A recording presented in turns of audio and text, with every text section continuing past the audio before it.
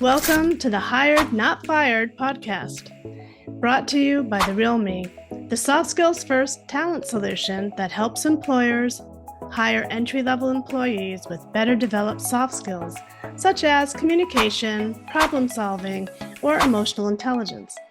Join us as we sit down with hiring managers, talent leaders, and others and get insider tips to help Gen Z stand out and get hired. Let's dive in. Welcome back. In part one, we explored how preparation, engagement, and attitude can make or break a first impression. Now let's get into how to actually stand out when you don't have much experience, and why your group projects and your LinkedIn profile might matter more than you think. Mm-hmm. And so I wanted to ask, at the end of the day, the resume really is just words on paper. So how can new grads or early career candidates stand out and show that they're developing their soft skills? Would evidence of having taken soft skills courses, would that influence you positively or affect how you view them? I think anything you can do as a candidate to separate yourself from the group is going to do nothing but better you and make you more or stand out more than other candidates that you're competing against. I think it shows three things. When someone can show me that they are taking it upon themselves to work on soft skills or work on a certification that they're choosing to do for themselves, it's telling me that they're taking initiation. It's telling me that they're proactive. It's telling me that they're engaged and they care about their growth.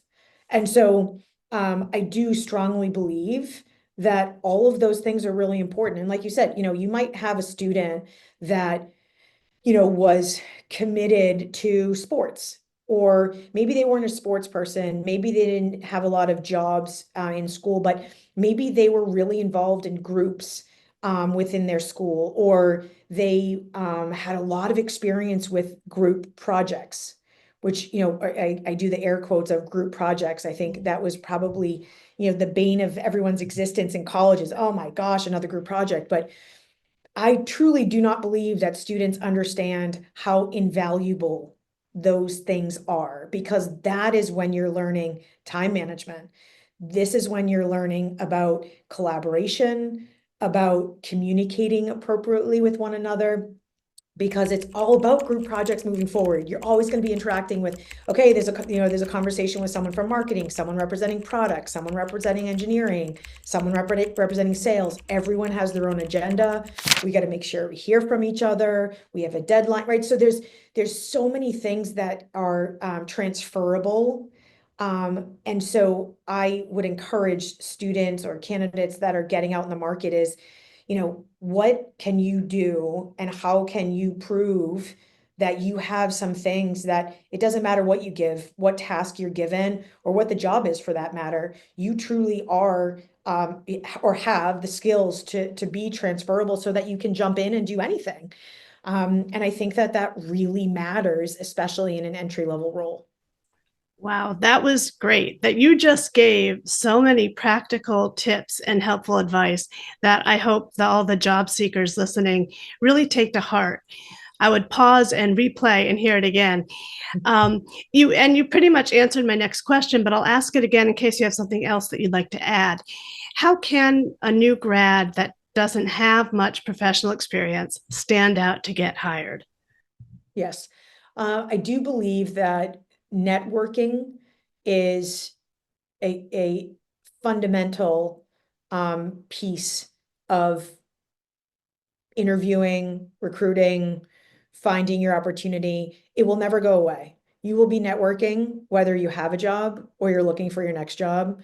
You will partner with people in companies, and then you'll move on to the next one and you'll still be connected. So I think one of the things I always recommend to candidates is, really take the time to build your presence on LinkedIn, right? Look at the things that you're good at. Look at the things that you're passionate about. There are hundreds of maybe even millions on LinkedIn of groups and, interests and hobbies that people might have. And then there's all these groups that, a lot of students don't know this, but, these groups allow for free postings.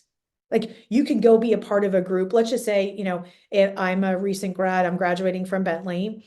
I'm going to join the Bentley alumni group and I'm going to reach out. If I see I'm really interested in marketing, I'm going to look for some Bentley grads that are in marketing and I'm going to reach out and say, hey, I'm a fellow Falcon and I just wanted to say hi. And let you know that I'm on the market and whatever it is. And I know it's uncomfortable and you're very much putting yourself out there and selling you as a product. However, if you don't do it, someone else will, and someone else will get that job.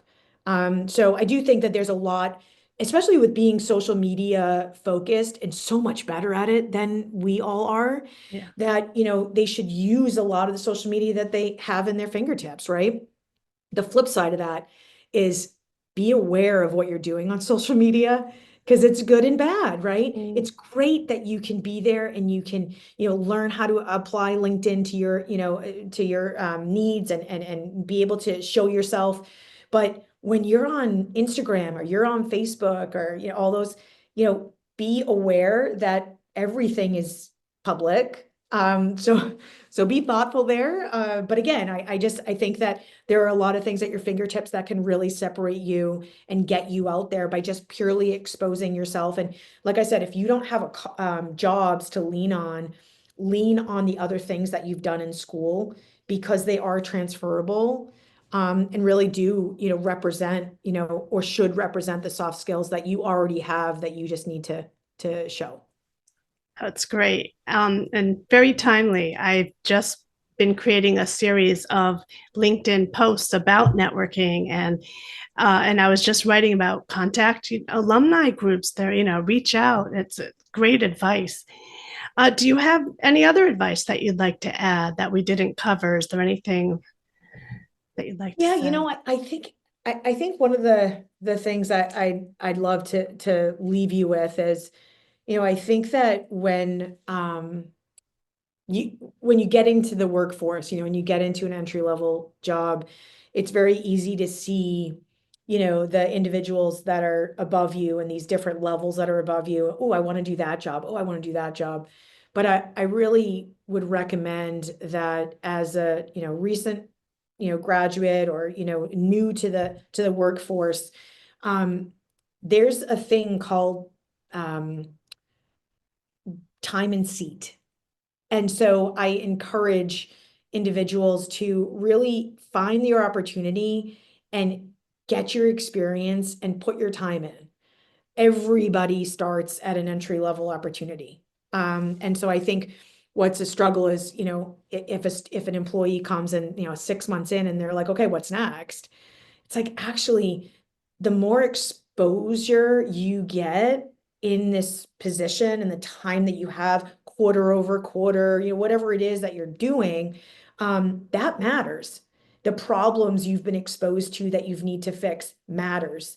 And so I truly, encourage everyone to, hey, put the time in, because it really will help you, lay the groundwork for your next opportunity. But it's sometimes the intangibles that we forget that we really need to polish before we go out there. That is excellent advice. Thank you so much. This has been really wonderful. Listeners, you're getting the benefit of 20 plus years of experience in hiring, in talent acquisition, and HR. So there's some golden takeaways here. I really appreciate that. And thank you. Thank you so much for having me, Deb.